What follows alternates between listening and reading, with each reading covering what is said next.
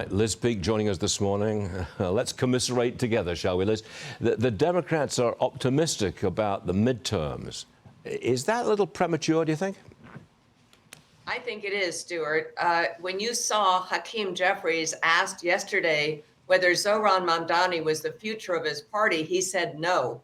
And the reason he said no is that he is an incredibly polarizing figure. And by the way, his victory speech last night made him even more polarizing and off-putting to moderate Democrats across the country. So yes, this can play well in New York City. Is it really going to play well in Ohio and Pennsylvania or Iowa? That's where these toss-up seats are. I don't think it will. I do think that Trump voters don't always come out in the midterms. And I think that President Trump has to really exhort them to show up, because otherwise his agenda is dead in the water next year.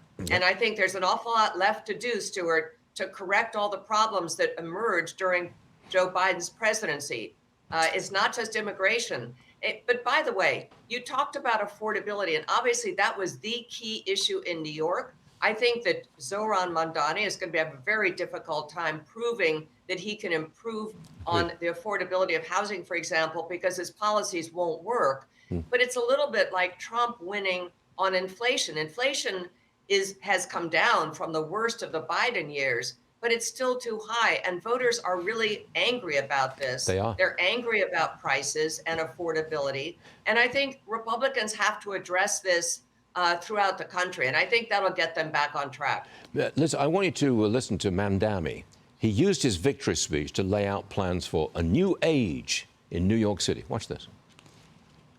This will be an age where New Yorkers expect from their leaders a bold vision of what we will achieve, rather than a list of excuses for what we are too timid to attempt. An agenda that will freeze the rents for more than 2 million rent-stabilized tenants, make buses fast and free, and deliver universal childcare across our city.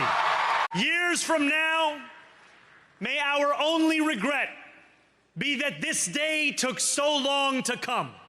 Whoa, Liz. Now, that was a new tone. That's the polarization you're talking about. He was aggressive in that victory speech, not what we saw on the campaign trail. I didn't see a lot of smiles last night. This is a much more aggressive guy.